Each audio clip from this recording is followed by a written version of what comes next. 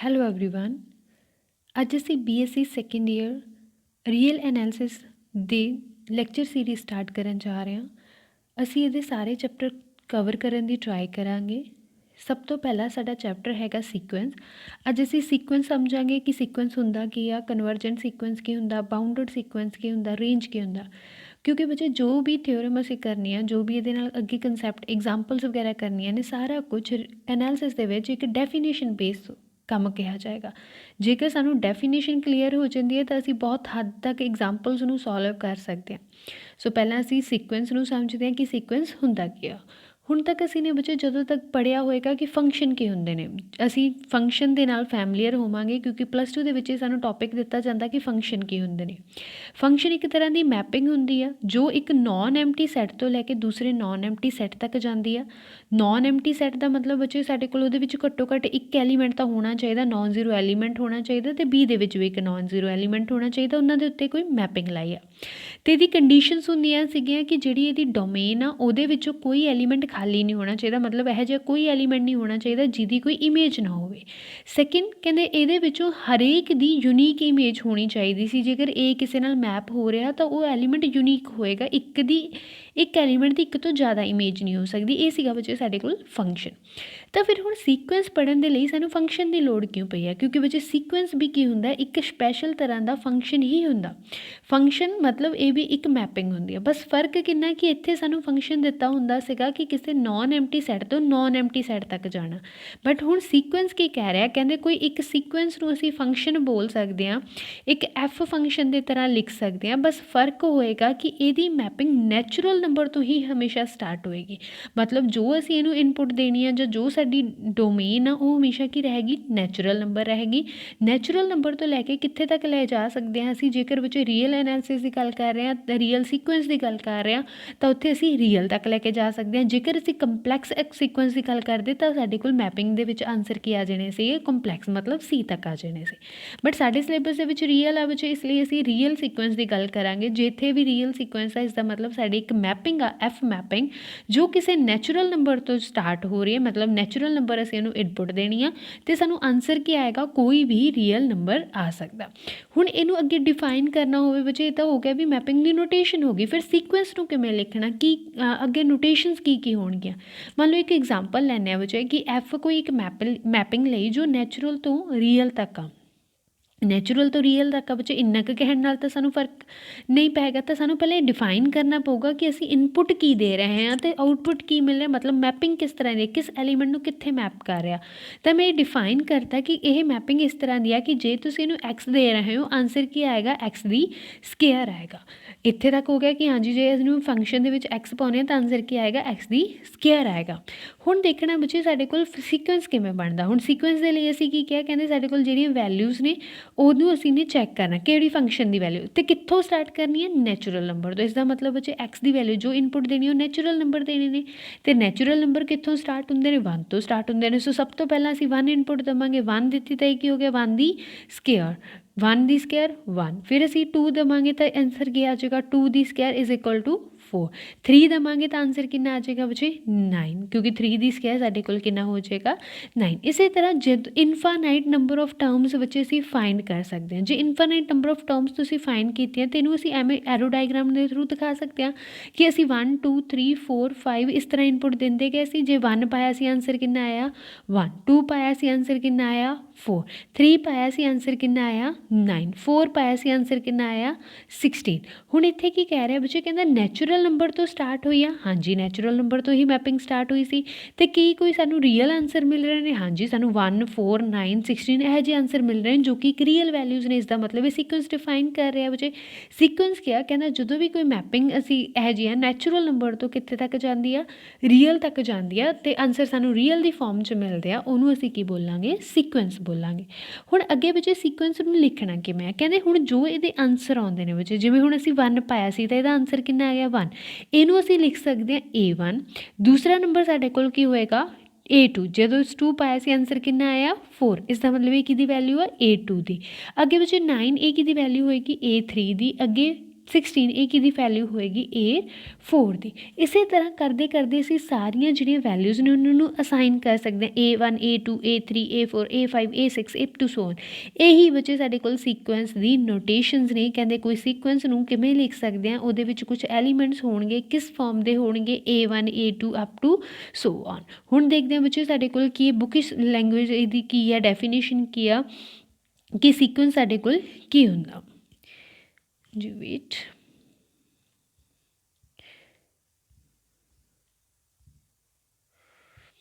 ਹਾਂਜੀ ਸੀਕੁਐਂਸ ਕੀ ਹੈ ਬੱਚੇ, ਕਹਿੰਦਾ a sequence of real number is a function whose domain is the set N of the natural number. ਕਹਿੰਦੇ ਇੱਕ sequence ਕੀ ਹੁੰਦਾ, ਇੱਕ ਰੀਅਲ ਨੰਬਰਸ ਦੇ ਉੱਤੇ ਇੱਕ ਫੰਕਸ਼ਨ ਡਿਫਾਈਨ ਕੀਤਾ ਹੁੰਦਾ ਜਿਹਦੇ ਡੋਮੇਨ ਇੱਕ ਸੈਟ ਐਨ ਹੁੰਦੀ ਹੈ ਜਿਹੜੀ ਨੈਚੁਰਲ ਨੰਬਰਸ ਹੁੰਦੇ ਨੇ, and whose range is the set R. ਮਤਲਬ ਜਿਹੜੀ ਉਹਦੀ ਰੇਂਜ ਆ ਬੱਚੇ ਉਹ ਕੀ ਹੋਏਗਾ, ਇੱਕ ਸੈਟ ਆਰ ਹੁੰਦਾ ਰੀਅਲ ਨੰਬਰਸ ਦਾ। ਮਤਲਬ ਜੋ ਵੀ ਉਹਦੇ ਆਨਸਰ ਆਉਣਗੇ ਉਹ ਕਿਹਦੀ ਫਾਰਮ 'ਚ ਹੋਣੇ ਚਾਹੀਦੇ ਨੇ, ਰੀਅਲ ਨੰਬਰ ਦੇ ਵਿੱਚ। ਐਂਡ ਫੰਕਸ਼ਨ ਕਿਵੇਂ ਡਿਫਾਈਨ ਹੁੰਦਾ, ਕਹਿੰਦੇ ਐਨ ਤੋਂ ਲੈ ਕੇ ਆਰ ਤੱਕ defined as F N is equal to A N. ਕਹਿੰਦੇ ਇਸ ਤਰ੍ਹਾਂ ਹੋਏਗਾ ਕਿ ਐਨ ਪਾਉਂਗੇ ਆਨਸਰ ਕੋਈ ਕੁਛ ਨਾ ਕੁਛ ਆਏਗਾ ਅਤੇ ਜਿਹੜੀ ਟਰਮ ਆਏਗੀ ਉਹਨੂੰ ਅਸੀਂ ਕੀ ਮੰਨਾਂਗੇ, ਏ ਐਨ। ਜੇ 1 ਪਾ ਰਹੇ ਹੋ ਬੱਚੇ A1 ਆ ਜਾਏਗਾ, 2 ਪਾ ਰਹੇ ਹੋ ਤਾਂ A2 ਆ ਜਾਏਗਾ, 3 ਪਾ ਰਹੇ ਹੋ ਤਾਂ A3 ਆ ਜਾਏਗਾ। ਜੋ ਵੀ ਵੈਲਿਊ ਸਾਨੂੰ ਮਿਲ ਰਹੀਆਂ ਨੇ ਉਹਨਾਂ ਨੂੰ ਅਸੀਂ ਕੀ ਬੋਲਾਂਗੇ, ਸੀਕੁਐਂਸ ਜਾਂ ਟਰਮ। ਅੱਗੇ ਜਿਹੜੀ ਬੱਚੇ ਅੱਗੇ ਡਾਇਗਰਾਮ ਦਿਖਾਈ ਹੋਈ ਹੈ ਜੋ ਅਸੀਂ ਐਕਸਪਲੇਨ ਕਰ ਚੁੱਕੇ ਹਾਂ ਕਿ ਕਿਸ ਤਰ੍ਹਾਂ ਅਸੀਂ ਇਹਨੂੰ ਐਗਜ਼ਾਮਪਲ ਦੇ ਥਰੂ ਵੀ ਸਮਝ ਸਕਦੇ ਹਾਂ। ਉਸ ਤੋਂ ਬਾਅਦ ਹੈਗਾ ਬੱਚੇ ਕਹਿੰਦੇ ਇੱਕ ਸੀਕੁਐਂਸ ਨੂੰ ਅਸੀਂ ਕਿਵੇਂ ਲਿਖ ਸਕਦੇ ਹਾਂ, ਜਿਹੜੀਆਂ ਟਰਮਸ ਆਈਆਂ ਨੇ ਉਹਨਾਂ ਨੂੰ ਘੁੰਮੇ ਪਾ ਕੇ ਲਿਖ ਸਕਦੇ ਹਾਂ। A1 A2 A3 A4 up to so on. ਇਹ ਸਾਰੀਆਂ ਕੀ ਹੋ ਗਈਆਂ, ਸੀਕੁਐਂਸ ਦੀਆਂ ਟਰਮ। ਸਮ ਟਾਈਮ ਬੱਚੇ ਇਹਨੂੰ ਇਕੱਲਾ ਇਸ ਤਰ੍ਹਾਂ ਲਿਖ ਦਿੰਦੇ ਨੇ ਕਿ AN ਹੋ ਗਿਆ, ਜਾਂ ਫਿਰ ਇਸ ਤਰ੍ਹਾਂ ਲਿਖ ਦਿੰਦੇ ਨੇ। ਸਾਰੀਆਂ ਹੀ ਨੋਟੇਸ਼ਨਸ ਕੀਦੀਆਂ ਨੇ, ਸੀਕੁਐਂਸ ਦੀਆਂ ਹੀ ਨੋਟੇਸ਼ਨਸ ਨੇ, ਅਸੀਂ ਇਹਨਾਂ ਨੂੰ ਯਾਦ ਰੱਖਣਾ। ਅੱਗੇ ਹੈਗੀ ਆ ਬੱਚੇ ਸਾਡੇ ਕੋਲ ਡੈਫੀਨੇਸ਼ਨ ਰੇਂਜ, ਕਿ ਰੇਂਜ ਕੀ ਹੁੰਦੇ ਆ। ਹੁਣ ਰੇਂਜ ਕੀ ਹੈ ਬੱਚੇ, ਕਹਿੰਦੇ ਜਦੋਂ ਅਸੀਂ ਕੋਈ ਫੰਕਸ਼ਨ ਨੂੰ ਡਿਫਾਈਨ ਕਰਦੇ ਹਾਂ ਤਾਂ ਉਹਦੇ ਵਿੱਚ ਸਾਨੂੰ ਦੋ ਚੀਜ਼ਾਂ ਦੀ ਲੋੜ ਪੈਂਦੀ ਹੈ। ਇੱਕ ਤਾਂ ਹੁੰਦਾ ਸਾਡੀ ਡੋਮੇਨ ਜੋ ਅਸੀਂ ਇਹਨੂੰ ਇਨਪੁਟ ਦੇ ਰਹੇ ਹਾਂ, ਅਤੇ ਇੱਕ ਹੁੰਦੀ ਹੈ ਸਾਡੀ ਰੇਂਜ ਜੋ ਸਾਡੇ ਕੋਲ ਕੀ ਆ ਰਹੀ ਆ, ਆਊਟਪੁੱਟ ਆ ਰਹੀ ਆ। ਡੋਮੇਨ ਕੀ ਹੋਏਗੀ ਬੱਚੇ, ਜੋ ਇਨਪੁਟ ਦੇ ਰਹੇ ਆ। ਹੁਣ ਸੀਕੁਐਂਸ ਦੇ ਵਿੱਚ ਅਸੀਂ ਇਨਪੁਟ ਕੀ ਚੋਂ ਦੇਣੀ ਹੈ, ਨੈਚੁਰਲ ਨੰਬਰ ਚੋਂ। ਇਸ ਦਾ ਮਤਲਬ ਇਹਦੀ ਡੋਮੇਨ ਹਮੇਸ਼ਾ ਕੀ ਹੋਏਗੀ, ਨੈਚੁਰਲ ਨੰਬਰ ਹੋਏਗੀ। ਰੇਂਜ ਕੀ ਹੁੰਦੀ ਹੈ ਬੱਚੇ, ਇੱਕ ਹੁੰਦਾ ਕੋ ਡੋਮੇਨ ਅਤੇ ਦੂਸਰਾ ਹੁੰਦਾ ਰੇਂਜ। ਮੰਨ ਲਓ ਤੁਹਾਨੂੰ ਇੱਕ ਐਗਜ਼ਾਮਪਲ ਦੇ ਥਰੂ ਦੱਸਾਂ ਬੱਚੇ, ਇੱਕ ਫੰਕਸ਼ਨ ਸੀਗਾ ਕੁਛ ਇਸ ਤਰ੍ਹਾਂ ਦਾ 1 2 3 4 5 ਅਤੇ ਇੱਧਰ ਸਾਡੇ ਕੋਲ ਇਹ ਮੈਪ ਹੋ ਰਹੇ ਨੇ ਮੰਨ ਲਓ 1 ਤੇ 4 ਤੇ 9 ਤੇ 16 ਤੇ ਅਪ ਟੂ ਸੋ ਔਨ। ਇਸੇ ਤਰ੍ਹਾਂ 25 ਅੱਗੇ ਅੱਗੇ ਵਧੀ ਜਾ ਰਹੇ ਨੇ। ਹੁਣ ਅਸੀਂ ਕਿਹਾ ਬੱਚੇ 1 ਦੀ ਮੈਪਿੰਗ 1 ਤੇ ਆ, 2 ਦੀ 4 ਤੇ ਆ, 3 ਦੀ 9 ਤੇ ਆ, 4 ਦੀ 16 ਤੇ ਆ। ਦੇਖੋ ਪਹਿਲੇ ਸਿਰਫ ਡੋਮੇਨ ਦੇ ਵਿੱਚ ਕਿੰਨੇ ਐਲੀਮੈਂਟ ਨੇ, ਮੈਂ ਸਿਰਫ 4 ਤੱਕ ਪਾਏ ਨੇ, ਕੋਈ ਸੋ ਔਨ ਨਹੀਂ ਪਾਇਆ ਬੱਚੇ। ਇਸ ਦਾ ਮਤਲਬ ਇਹਦੀ ਡੋਮੇਨ ਕੀ ਆ, 1 2 3 ਐਂਡ 4। ਅਤੇ ਹੁਣ ਰੇਂਜ ਕੀ ਹੋਏਗਾ ਬੱਚੇ, ਕਹਿੰਦੇ ਜਿਹੜੇ ਐਲੀਮੈਂਟ ਡੋਮੇਨ 'ਚ ਨੇ ਉਹਨਾਂ ਦੇ ਜੋ ਆਨਸਰ ਆ ਰਹੇ ਨੇ, ਜਿੱਥੇ ਉਹ ਮੈਪ ਕਰ ਰਹੇ ਨੇ, ਉਹ ਕੀ ਹੁੰਦੀ ਹੈ, ਰੇਂਜ। ਜਿਵੇਂ ਹੁਣ ਇਹ ਸਾਰੇ 4 ਐਲੀਮੈਂਟ ਕਿੱਥੇ ਤੱਕ ਮੈਪ ਕਰ ਰਹੇ ਨੇ, ਪਹਿਲਾਂ 16 ਤੱਕ ਮੈਪ ਕਰ ਰਹੇ ਨੇ। ਇਸ ਦਾ ਮਤਲਬ ਇਹ ਸਾਡੀ ਕੀ ਹੋਗੀ, ਰੇਂਜ। ਹੁਣ 25 'ਤੇ ਤਾਂ ਕੋਈ ਐਲੀਮੈਂਟ ਅਜੇ ਆ ਕੇ ਨਹੀਂ ਮੈਪ ਕੀਤਾ। ਇਸ ਦਾ ਮਤਲਬ ਇਹ ਸਾਡੇ ਕੋਲ ਰੇਂਜ ਦੇ ਵਿੱਚ ਨਹੀਂ ਹੈਗੀ। ਰੇਂਜ ਕੀ ਹੋਏਗਾ, ਜੋ ਆਨਸਰ ਸਾਨੂੰ ਮਿਲ ਰਹੇ ਨੇ, ਜੋ ਵੀ ਸਾਡੇ ਕੋਲ ਸੀਕੁਐਂਸ ਦੀਆਂ ਟਰਮਸ ਨੇ, ਉਹ ਕੀ ਹੁੰਦੀ ਹੈ ਸਾਡੇ ਕੋਲ, ਰੇਂਜ। ਹੁਣ ਦੇਖੋ ਬੱਚੇ ਜੇ ਨੈਚੁਰਲ ਨੰਬਰ ਪਾਵਾਂਗੇ ਇਨਫਾਨਾਈਟ ਸੀਕੁਐਂਸ ਹੈ ਤਾਂ ਸਾਰੀਆਂ ਟਰਮ ਜੋ ਸਾਨੂੰ ਆਨਸਰ 'ਚ ਮਿਲਣਗੀਆਂ A1 A2 A3 A4 A5 up to so on, ਇਹ ਸਾਰੇ ਹੀ ਕਿਹਦਾ ਪਾਰਟ ਹੋ ਜਾਣਗੇ, ਰੇਂਜ ਦਾ ਪਾਰਟ ਹੋ ਜਾਣਗੇ। ਜਿਵੇਂ ਵਜੇ ਅਸੀਂ ਆ ਐਗਜ਼ਾਮਪਲ ਦੇਖੀਏ ਤਾਂ ਇਹਦੇ ਵਿੱਚ ਦੇਖੋ 1 A1 'ਤੇ ਮੈਪ ਹੋ ਰਿਹਾ, 2 A2 'ਤੇ, 3 A3 'ਤੇ, 4 A4 'ਤੇ। ਇਸ ਦਾ ਮਤਲਬ ਜਿੱਥੇ ਵੀ ਇਹ ਮੈਪ ਹੋ ਰਹੇ ਨੇ ਸਾਰੇ ਕਿਹਦਾ ਕੰਮ ਕਰਨਗੇ, ਰੇਂਜ ਦਾ ਕੰਮ ਕਰਨਗੇ। ਸੋ ਰੇਂਜ ਕੀ ਹੈ, ਸਾਡੇ ਕੋਲ ਇੱਕ ਸੈੱਟ ਆਫ ਐਲੀਮੈਂਟਸ ਹੁੰਦਾ, ਟਰਮਸ ਹੁੰਦੀਆਂ ਨੇ ਜਿਹੜੀਆਂ ਕਿਸ ਫਾਰਮ 'ਚ ਹੁੰਦੀਆਂ ਨੇ, ਕਹਿੰਦੇ ਉਹ ਸਾਰੀਆਂ AN ਅਸੀਂ ਲਿਖਦੇ ਹਾਂ ਜਿਹੜੀਆਂ ਕਿ ਜੋ ਲਈਆਂ ਹੋਣ ਨੈਚੁਰਲ ਸੈੱਟ ਦੇ ਵਿੱਚੋਂ ਫਾਰਮ ਹੋਈਆਂ ਹੋਣ। ਇਹ ਸੀਗੀ ਵਿੱਚ ਸੀਕੁਐਂਸ ਦੀ ਡੈਫੀਨੇਸ਼ਨ। ਦੇਖੋ ਸੀਕੁਐਂਸ ਦੀ ਡੈਫੀਨੇਸ਼ਨ ਕੀ ਆ, ਕਹਿੰਦੇ ਅਸੀਂ ਨੇ ਇੱਕ ਫੰਕਸ਼ਨ ਲੈਣਾ ਅਤੇ ਕਿੱਥੋਂ ਲੈਣਾ, ਨੈਚੁਰਲ ਤੋਂ ਲੈ ਕੇ ਰੀਅਲ ਨੰਬਰ ਤੱਕ ਲੈਣਾ, ਉਹਨੂੰ ਅਸੀਂ ਕੀ ਬੋਲਾਂਗੇ, ਸੀਕੁਐਂਸ ਬੋਲਾਂਗੇ। ਇਹ ਇਨਫਾਨਾਈਟ ਵੀ ਹੋ ਸਕਦਾ ਅਤੇ ਫਾਈਨਾਈਟ ਵੀ ਹੋ ਸਕਦਾ। ਫਿਰ ਅੱਗੇ ਦੇਖਿਆ ਬੱਚੇ ਦੀ ਡੋਮੇਨ ਕੀ ਹੁੰਦੀ ਹੈ, ਡੋਮੇਨ ਜਿਹੜੀਆਂ ਵੈਲਿਊਜ਼ ਅਸੀਂ ਦੇ ਰਹੇ ਹਾਂ, ਅਤੇ ਰੇਂਜ ਕੀ ਹੁੰਦੀ ਹੈ, ਜੋ ਸਾਨੂੰ ਇਹਦੀ ਆਊਟਪੁੱਟ ਆ ਜਿਹੜੀ ਉਹ ਮਿਲ ਰਹੀ ਆ। ਅੱਗੇ ਬੱਚੇ ਸੈਕਿੰਡ ਡੈਫੀਨੇਸ਼ਨ ਹੈਗੀ ਆ ਬਾਊਂਡਡ ਸੀਕੁਐਂਸ, ਕਿ ਸਾਡੇ ਕੋਲ ਬਾਊਂਡਡ ਸੀਕੁਐਂਸ ਕੀ ਹੁੰਦਾ। ਜੇ ਚਾਹੋ ਬੱਚੇ ਸੀਕੁਐਂਸ ਦੀ ਇੱਕ ਹੋਰ ਐਗਜ਼ਾਮਪਲ ਅਸੀਂ ਲੈ ਸਕਦੇ ਹਾਂ ਕਿ FN ਸਾਡੇ ਕੋਲ ਕੀ ਆ, 1/n। ਹੁਣ ਜਿਵੇਂ ਇਹਨੂੰ 1 ਭਰੋਗੇ ਬੱਚੇ ਆਨਸਰ 1 ਆ ਜਾਏਗਾ, 2 ਭਰੋਗੇ ਆਨਸਰ 1/2, 3 ਭਰੋਗੇ ਆਨਸਰ 1/3। ਇਸੇ ਤਰ੍ਹਾਂ ਕਰਦੇ ਜਾਓਗੇ ਅਪ ਟੂ ਸੋ ਔਨ, ਸਾਨੂੰ ਵੈਲਿਊਜ਼ ਮਿਲੀ ਜਾਣਗੀਆਂ ਅਤੇ ਸਾਨੂੰ ਕਿਹਨੂੰ ਰਿਪਰਜੈਂਟ ਕਰ ਦੇਗਾ, ਇੱਕ ਸੀਕੁਐਂਸ ਨੂੰ ਇਹ ਐਗਜ਼ਾਮਪਲ ਆ ਜਿਹੜੀ ਉਹ ਰਿਪਰਜੈਂਟ ਕਰ ਦੇਗੀ। ਅੱਗੇ ਹੈਗਾ ਬੱਚੇ ਸਾਡੇ ਕੋਲ ਬਾਊਂਡਡ ਫੰਕਸ਼ਨ। ਦੇਖੋ ਜੇ ਬਾਊਂਡਡ ਸੀਕੁਐਂਸ, ਬਾਊਂਡਡ ਸੀਕੁਐਂਸ ਸਾਡੇ ਕੋਲ ਕੀ ਆ ਬੱਚੇ, ਸੀਕੁਐਂਸ ਨੂੰ ਜੇ ਅਸੀਂ ਫਿਲਹਾਲ ਦੇ ਲਈ ਭੁੱਲ ਵੀ ਜਾਈਏ ਅਤੇ ਸਾਨੂੰ ਆਨਸਰ ਪਤਾ ਕਿ ਟਰਮ ਪਤਾ ਕਿ ਬਾਉਂਡਡ ਕੀ ਆ। ਬਾਉਂਡਡ ਹੁੰਦਾ ਬੱਚੇ ਕਿਸੇ ਚੀਜ਼ ਨੂੰ ਬਾਉਂਡਰੀ ਦੇ ਵਿੱਚ ਰੱਖਣਾ ਵੀ ਹਾਂਜੀ, ਜੇ ਮੈਥ ਦੀ ਲੈਂਗੁਏਜ 'ਚ ਕਹੀਏ ਕਿ ਆਹ ਸਾਡੇ ਕੋਲ ਇੰਟਰਵਲ ਆ, ਕਲੋਜ਼ ਇੰਟਰਵਲ ਆ, ਇਹਨੂੰ ਇਸ ਦੀਆਂ ਜਿਹੜੇ ਵੈਲਿਊਜ਼ ਨੇ ਉਹਨਾਂ ਨੂੰ 2 ਵੈਲਿਊਜ਼ ਦੇ ਵਿੱਚ ਕੀ ਕਰਤਾ, ਬਾਉਂਡ ਕਰਤਾ। ਮਤਲਬ ਇਹ ਵੈਲਿਊਜ਼ ਅਸੀਂ ਇਹ ਤੋਂ ਬਾਹਰ ਨਹੀਂ ਲੈ ਕੇ ਜਾਣੀਆਂ। ਤਾਂ ਸੀਕੁਐਂਸ ਵੀ ਕੁਛ ਇਸ ਤਰ੍ਹਾਂ ਦਾ ਹੀ ਆ ਬੱਚੇ, ਜਿਹੜਾ ਬਾਉਂਡਡ ਸੀਕੁਐਂਸ ਕਹਿੰਦੇ ਉਹ ਸੀਕੁਐਂਸ ਜਿਹਦੀਆਂ ਵੈਲਿਊਜ਼ ਨੂੰ ਅਸੀਂ ਇੱਕ ਰਿਸਟ੍ਰਿਕਸ਼ਨ ਦੇਤੀ ਕਿ ਹਾਂਜੀ ਤੁਸੀਂ ਇਹ ਤੋਂ ਵੱਧ ਇਹ ਤੋਂ ਘੱਟ ਨਹੀਂ ਹੋਣੀਆਂ ਚਾਹੀਦੀਆਂ, ਮਤਲਬ ਇਹ ਬਾਉਂਡਡ ਹੋ ਗਿਆ ਕਿ ਇਹਦੀਆਂ ਜਿਹੜੀਆਂ ਵੀ ਸੀਕੁਐਂਸ ਦੇ ਵਿੱਚ ਵੈਲਿਊਜ਼ ਨੇ ਉਹ ਕਿਸੇ ਇੱਕ ਕੌਂਸਟੈਂਟ ਤੋਂ ਕੀ ਨੇ, ਛੋਟੀਆਂ ਨੇ, ਜਾਂ ਕਿਸੇ ਇੱਕ ਕੌਂਸਟੈਂਟ ਤੋਂ ਕੀ ਨੇ, ਵੱਡੀਆਂ ਨੇ। ਫੋਰ ਐਗਜ਼ਾਮਪਲ ਬੱਚੇ ਅਸੀਂ ਇੱਕ ਸੀਕੁਐਂਸ ਤਾਂ ਡਿਫਾਈਨ ਕਰ ਲਿਆ। ਦੇਖੋ ਜਿਵੇਂ ਹੁਣ ਅਸੀਂ ਨੇ ਆਹੀ ਸੀਕੁਐਂਸ ਦੀ ਗੱਲ ਕਰੀਏ ਕਿ SN ਅਸੀਂ 1/n ਲਿਆ, ਇੱਧਰ ਅਸੀਂ ਲਿਆ ਵਿੱਚ 1 2 3 4 5 ਅਪ ਟੂ ਸੋ 1। ਫੰਕਸ਼ਨ ਕੀ ਹੈ 1/n, ਤਾਂ ਇਸਦੀ ਇਨਪੁਟ ਕੀ ਹੈ, ਆਊਟਪੁੱਟ ਕੀ ਹੈਗੀ 1 1/2 1/3 1/4 ਅਪ ਟੂ ਸੋ 1। ਇਸੇ ਤਰ੍ਹਾਂ ਅਸੀਂ ਅੱਗੇ ਅੱਗੇ ਮੂਵ ਕਰੀ ਜਾਵਾਂਗੇ। ਹੁਣ ਅਸੀਂ ਕੀ ਕਹਿ ਰਹੇ ਹਾਂ, ਕਹਿੰਦੇ ਜਿਹੜੀਆਂ ਸੀਕੁਐਂਸ ਬੱਚੇ ਹੁਣ ਇੱਧਰ ਤੱਕ ਹੈ ਨਹੀਂ, ਸਾਨੂੰ ਆਹ ਸੀਕੁਐਂਸ ਪਿਆ, ਇਸਦਾ ਮਤਲਬ A1 ਆ, A2 ਆ, A3 ਆ, A4 ਆ, ਅਪ ਟੂ ਸੋ 1। ਅੱਗੇ ਅੱਗੇ ਵੈਲਿਊ ਸਾਨੂੰ ਕੀ ਹੋਈ ਜਾਣਗੀਆਂ, ਫਾਈਂਡ ਹੋਈ ਜਾਣਗੀਆਂ। ਹੁਣ ਜਿਹੜੀਆਂ ਇਹ ਸੀਕੁਐਂਸ ਦੇ ਵਿੱਚ ਵੈਲਿਊਜ਼ ਨੇ ਬੱਚੇ, ਕੀ ਇਹ ਕਿਸੇ ਇੱਕ ਕੌਂਸਟੈਂਟ ਤੋਂ ਵੱਡੀਆਂ ਹੈਗੀਆਂ ਨੇ, ਮਤਲਬ ਜਾਂ ਇਹਨਾਂ ਤੋਂ ਕੋਈ ਕੌਂਸਟੈਂਟ ਵੱਡਾ ਹੈਗਾ। ਦੇਖੋ ਸਭ ਤੋਂ ਹਾਈਐਸਟ 1, ਉਸ ਤੋਂ ਬਾਅਦ 0.5, ਫਿਰ 0.3, ਘਟਣਾ ਸਟਾਰਟ ਹੋ ਗਿਆ। ਇਸ ਦਾ ਮਤਲਬ ਬੱਚੇ ਹਾਈਐਸਟ ਵੈਲਿਊ ਸਾਡੇ ਕੋਲ ਕੀ ਆ, ਉਰੇ ਤੱਕ 1 ਆ। ਜੇ ਇਹਦੇ ਵਿੱਚ 1 ਹੈ ਤਾਂ ਇਹ 1 ਕਿਹਦਾ ਕੰਮ ਕਰ ਰਹੀ ਹੈ, ਸਾਡੇ ਕੋਲ ਅੱਪਰ ਬਾਉਂਡ ਦਾ, ਕਿਉਂਕਿ ਬਾਕੀ ਸਾਰੀਆਂ ਵੈਲਿਊਜ਼ ਤਾਂ ਇਹ ਤੋਂ ਛੋਟੀਆਂ ਹੁੰਦੀਆਂ ਜਾ ਰਹੀਆਂ ਨੇ। ਹੁਣ ਇਹੀ ਟਰਮ ਬੱਚੇ ਉਰੇ ਕਹਿ ਰਿਹਾ, ਕਹਿੰਦਾ ਕੋਈ ਸੀਕੁਐਂਸ ਹੋਵੇ ਉਹਨੂੰ ਅਸੀਂ ਕੀ ਕਹਾਂਗੇ, ਬਾਉਂਡਡ ਬਿਲੋ ਕਹਾਂਗੇ। ਬੱਚੇ ਬਾਉਂਡਡ ਦੇ ਲਈ ਅੱਗੇ 2 ਟਰਮ ਪੜ੍ਹਨੀਆਂ ਪੈਣੀਆਂ ਨੇ, ਇੱਕ ਤਾਂ ਬਾਉਂਡਡ ਬਿਲੋ ਅਤੇ ਦੂਸਰਾ ਕੀ ਹੋਏਗਾ, ਇਹ ਬੱਬ ਹੋਏਗਾ। ਅਸੀਂ ਜਦੋਂ ਕਰਨੀ ਹੈ ਤਾਂ ਦੋਹਾਂ ਨੂੰ ਮੈਚ ਕਰਕੇ, ਕੰਬਾਈਨ ਕਰਕੇ ਅਸੀਂ ਨੇ ਇਹਦੀ ਜਿਹੜੀ ਹੈ ਡੈਫੀਨੇਸ਼ਨ ਆ ਉਹ ਦੇਖਣੀ ਆ। ਕਹਿੰਦੇ ਆ sequence AN is set to be a bounded below. ਕਹਿੰਦੇ ਕੋਈ ਸੀਕੁਐਂਸ ਆ ਉਹਨੂੰ ਅਸੀਂ ਬਾਉਂਡਡ ਬਿਲੋ ਕਹਾਂਗੇ if there exist a real number H, ਜੇ ਉੱਥੇ ਕੋਈ ਇੱਕ ਰੀਅਲ ਨੰਬਰ ਐਗਜ਼ਿਸਟ ਕਰਦਾ ਹੋਊਗਾ H ਸੱਚ that H the value sequence ਦੀਆਂ ਬਾਕੀ ਵੈਲਿਊਜ਼ ਤੋਂ ਕੀ ਹੋਏਗੀ, ਛੋਟੀ ਹੋਏਗੀ, ਤਾਂ ਉਹਨੂੰ ਅਸੀਂ ਕੀ ਬੋਲਾਂਗੇ, ਬਾਉਂਡਡ ਬਿਲੋ।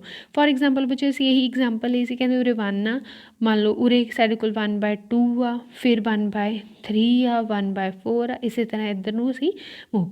ਤਾਂ ਸਭ ਤੋਂ ਜਿਹੜੀ ਛੋਟੀ ਡਿਕਰੀਜ਼ ਹੁੰਦੀ ਜਾ ਰਹੀ ਹੈ ਬੱਚੇ, ਡਿਕਰੀਜ਼ ਹੋ ਕੇ ਕਿਹਦੇ ਕੋਲ ਜਾ ਰਹੀ ਹੈ, 0 ਦੇ ਕੋਲ। ਤਾਂ ਅਜੇ ਇੱਥੇ ਹਾਈਐਸਟ ਵੈਲਿਊ ਦਾ ਕੰਮ ਕੌਣ ਕਰ ਰਿਹਾ, 1, ਕਿਉਂਕਿ 1 ਤੋਂ ਬਾਅਦ ਤੇ ਸਾਰੀਆਂ ਵੈਲਿਊਜ਼ ਘਟਣੀਆਂ ਸਟਾਰਟ ਹੋ ਗਈਆਂ, 0 ਨੂੰ ਅਪਰੋਚ ਕਰ ਰਹੀਆਂ ਨੇ।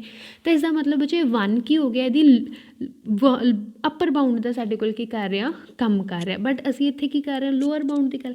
ਬੱਚੇ ਜੇ ਹੁਣ 0 ਦੇਖੀਏ ਤਾਂ 0 ਤੋਂ ਸਾਰੀਆਂ ਵੈਲਿਊਜ਼ ਇਹਦੀਆਂ ਕੀ ਨੇ, ਵੱਡੀਆਂ ਨੇ, ਜਾਂ ਤਾਂ 0 ਦੇ ਇਕੁਅਲ ਨੇ ਜਾਂ ਫਿਰ 0 ਤੋਂ ਕੀ ਨੇ, ਵੱਡੀਆਂ ਨੇ, 0.5 0.33 0.25 ਜਿਵੇਂ ਵੀ। ਅਤੇ ਇਸ ਦਾ ਮਤਲਬ ਜਿਹੜੀ 0 ਆ ਬੱਚੇ ਉਹ ਇੱਥੇ ਕਿਹਦਾ ਕੰਮ ਕਰ ਰਹੀ ਹੈ, ਇਹਦੇ ਲਈ ਲੋਅਰ ਬਾਊਂਡ ਦਾ ਕੰਮ ਕਰ ਰਹੀ ਹੈ, ਮਤਲਬ ਇਹ ਨੀਚੋ ਬਾਊਂਡ ਆ। ਸੀਕੁਐਂਸ ਦੀਆਂ ਸਾਰੀਆਂ ਵੈਲਿਊਜ਼ ਇਹ ਤੋਂ ਕੀ ਨੇ, ਗ੍ਰੇਟਰ ਨੇ। ਅਬਵ ਕੀ ਹੋਏਗਾ, ਕਹਿੰਦੇ ਉਹ ਵੈਲਿਊ ਜੀ ਤੋਂ ਸੀਕੁਐਂਸ ਦੀਆਂ ਬਾਕੀ ਸਾਰੀਆਂ ਵੈਲਿਊਜ਼ ਕੀ ਹੋਣ, ਛੋਟੀਆਂ ਹੋਣ, ਤਾਂ ਅਸੀਂ ਉਹਨੂੰ ਕੀ ਕਹਾਂਗੇ ਬੱਚੇ, ਬਾਉਂਡਡ ਅਬਵ ਕਹਾਂਗੇ। ਤਾਂ ਹੁਣ ਅਸੀਂ ਇਹਦੇ ਵਿੱਚ ਦੇਖਾਂਗੇ ਤਾਂ 1 ਸਾਡੇ ਕੋਲ ਕੀ ਹੈ, ਇਹਦੀ ਇੱਕ ਇਹੋ ਜਿਹੀ ਵੈਲਿਊ ਆ ਕਿ ਸੀਕੁਐਂਸ ਦੀਆਂ ਬਾਕੀ ਸਾਰੀਆਂ ਵੈਲਿਊਜ਼ 1 ਤੋਂ ਛੋਟੀਆਂ ਨੇ, ਇਸ ਦਾ ਮਤਲਬ ਇਹ ਬਾਉਂਡਡ ਅਬਵ ਵੀ ਹੈਗਾ। ਹੁਣ ਉਹ ਸੀਕੁਐਂਸ ਜੋ ਬਾਉਂਡਡ ਬਿਲੋ ਹੋਵੇ, ਬਾਉਂਡਡ ਅਬਵ ਵੀ ਹੋਵੇ, ਉਹਨੂੰ ਅਸੀਂ ਕੀ ਕਹਾਂਗੇ, ਬਾਉਂਡਡ ਸੀਕੁਐਂਸ ਕਹਾਂਗੇ। ਕੀ ਸੀਗਾ ਬੱਚੇ, ਦੁਬਾਰਾ ਰਿਪੀਟ ਕਰ ਲੈਣਾ, ਸੀਕੁਐਂਸ ਕੀ ਸੀਗਾ, ਇੱਕ ਮੈਪਿੰਗ ਸੀਗੀ ਜਿਸ 'ਚ ਡੋਮੇਨ ਅਤੇ ਰੇਂਜ ਹੁੰਦੀ ਹੈ, ਨੈਚੁਰਲ ਤੋਂ ਰੀਅਲ ਨੰਬਰ ਤੱਕ ਜਾਂਦੀ ਆ। ਫਿਰ ਦੇਖਿਆ ਡੋਮੇਨ ਅਤੇ ਰੇਂਜ, ਡੋਮੇਨ ਨੈਚੁਰਲ ਨੰਬਰ ਹੁੰਦੇ ਆ, ਰੇਂਜ ਜੋ ਵੀ ਸਾਨੂੰ ਆਨਸਰ ਮਿਲ ਰਹੇ ਨੇ ਉਹ ਸਾਡੀ ਰੇਂਜ ਹੋਏਗੀ। ਬਾਉਂਡਡ ਸੀਕੁਐਂਸ ਕੀ ਹੁੰਦਾ, ਕਹਿੰਦੇ ਸੀਕੁਐਂਸ ਦੀ ਜਿਹੜੀਆਂ ਟਰਮਸ ਨੇ ਉਹ ਉਹਨਾਂ ਦੇ ਲਈ ਇੱਕ ਕੋਈ ਕੌਂਸਟੈਂਟ ਐਗਜ਼ਿਸਟ ਕਰੇ ਜਿਸ ਸੱਚ ਦੈਟ ਉਸ ਸੀਕੁਐਂਸ 'ਚ ਜਿੰਨੀਆਂ ਟਰਮਸ ਪਈਆਂ ਨੇ ਉਸ ਕੌਂਸਟੈਂਟ ਤੋਂ ਕੀ ਹੋਣਗੀਆਂ, ਵੱਡੀਆਂ ਹੋਣਗੀਆਂ, ਅਤੇ ਬਾਉਂਡਡ ਕੀ ਹੋ ਗਿਆ, ਬਿਲੋ ਹੋ ਗਿਆ। ਜੇ ਸਾਡੇ ਕੋਲ ਕੋਈ ਇੱਕ ਅਜਿਹੀ ਕੌਂਸਟੈਂਟ ਵੈਲਿਊ ਪਈ ਹੈ ਜਿਸ 'ਚੋਂ ਸੀਕੁਐਂਸ ਦੀਆਂ ਬਾਕੀ ਵੈਲਿਊਜ਼ ਕੀ ਨੇ, ਛੋਟੀਆਂ ਨੇ, ਤਾਂ ਇਸ ਨੂੰ ਅਸੀਂ ਕੀ ਕਹਾਂਗੇ, ਬਾਉਂਡਡ ਅਬਵ ਕਹਾਂਗੇ। ਹੁਣ ਬਾਉਂਡਡ ਬਿਲੋ ਅਤੇ ਬਾਉਂਡਡ ਅਬਵ ਜੇ ਦੋਹਾਂ ਦੇ ਵਿੱਚੋਂ ਕੁਝ ਵੀ ਹੋਵੇ ਜਾਂ ਦੋਨੋਂ ਹੀ ਇੱਕੋ ਸਾਈਡ 'ਤੇ ਹੋਣ, ਉਹਨੂੰ ਕੀ ਕਹਾਂਗੇ ਅਸੀਂ, ਬਾਉਂਡਡ ਸੀਕੁਐਂਸ ਬੋਲਾਂਗੇ। ਜਿਵੇਂ 1/1/n ਇੱਕ ਬਾਉਂਡਡ ਸੀਕੁਐਂਸ ਆ ਕਿਉਂਕਿ ਬਿਲੋ ਵੀ ਆ ਅਤੇ ਅਪਰ ਪਿਆ। ਨੈਕਸਟ ਬੱਚੇ ਹੁਣ ਅੱਗੇ ਲੈਕਚਰ ਦੇ ਵਿੱਚ ਅਸੀਂ ਕਰਾਂਗੇ ਬਾਉਂਡਡ ਸੀਕੁਐਂਸ ਤੋਂ ਬਾਅਦ convergent sequence, lower bound, upper bound, infimum and supremum ਦੇ ਲਈ। ਕਨਵਰਜੈਂਟ ਸੀਕੁਐਂਸ ਦੇ ਲਈ ਬਹੁਤ ਹੀ ਵਧੀਆ ਵਿੱਚ ਐਗਜ਼ਾਮਪਲ ਡਿਸਕਸ ਕਰਾਂਗੇ। ਸੋ ਨੈਕਸਟ ਪਾਰਟ ਦੇ ਵਿੱਚ ਅਸੀਂ ਇਹਨੂੰ ਮਿਲਦੇ ਹਾਂ। Thank you for watching.